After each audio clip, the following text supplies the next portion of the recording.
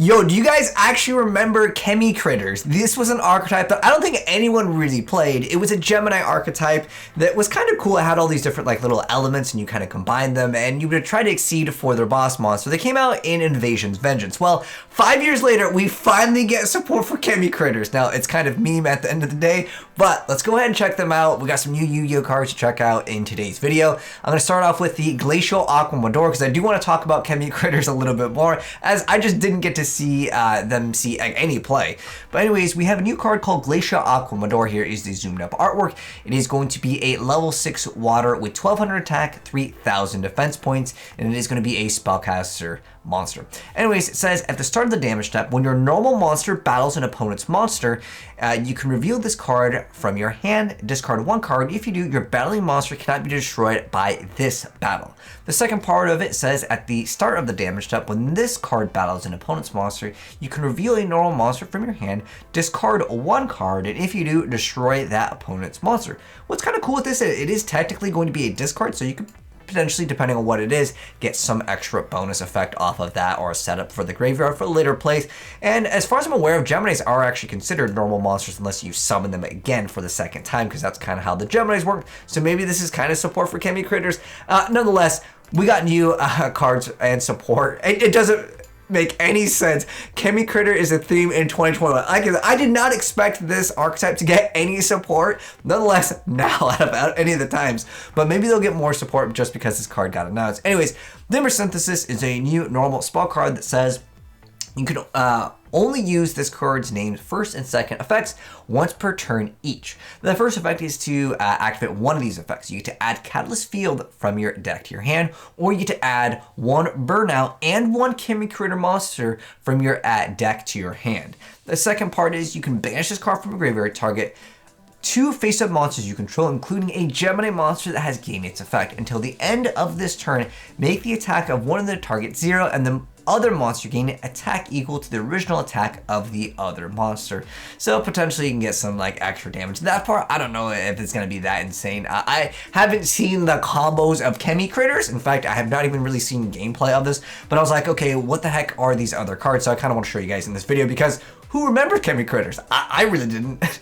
Anyways, Catalyst Field lets you go ahead and have the effect of being able to, each turn you get to one level 5 or higher Gemini monster you normal summon can be summoned without tributing.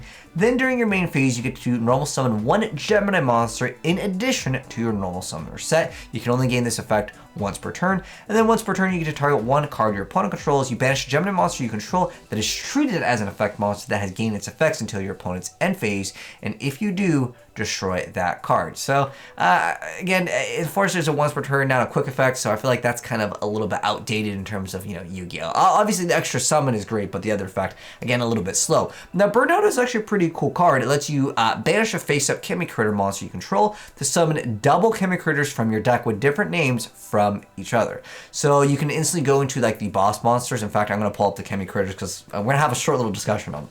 But anyways, when your opponent declares a direct attack except the turn this card was sent to the graveyard, you're going to banish the card from your graveyard, target one of your banished Gemini monsters and special summon it, and if you do, it becomes an effect monster and gains its effects. Again, unfortunately with the other effect of this not being a quick effect, it really hurts what the deck can do. Now going into the Chemi Critters, because again, when's the last time you guys have even seen or had anyone talk about the Chemi Critters?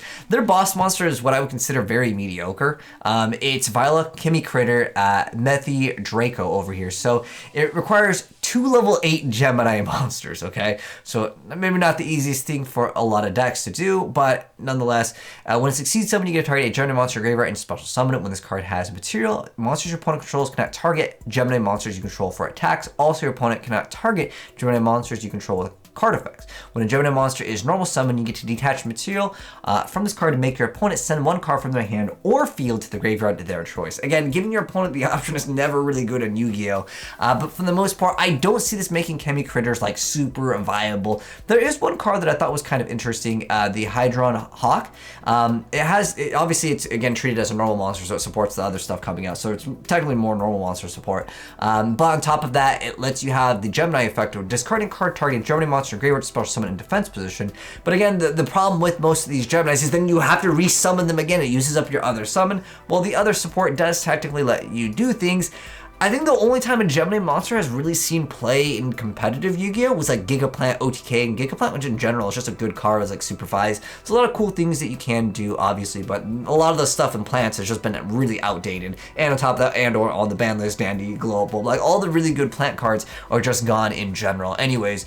But I don't know if this is going to make Chemi Critters, you know, from where they are right now, to be considered even viable without some extra, more insane support. But let me know, guys, if you guys have even seen anyone even play Chemi Critters within the last few years. I didn't even know this was really an archetype until I revisited it, and I was like, okay, I kind of vaguely remember them because of all the colors, but and they didn't really do anything. Hopefully, they will get a new boss monster to make it at least somewhat of a reason to go ahead and actually get some support. Otherwise, I just don't see this archetype going anywhere, even with the new like Aqua Door support. This is like an old school Yu-Gi-Oh card artwork, but nonetheless, I don't see them going anywhere. But let me know your thoughts down below in the comment section below. But anyways, that's gonna wrap up the vid, guys. Let me know what your thoughts are on these cards, and if you enjoyed the video, drop a like on it. If you're new and want to see more Yu-Gi-Oh cards, as soon as they come out, I'll drop you guys a vid. But anyways, take care. I'll catch you in the next video. Have a good one, and I'm out. Peace.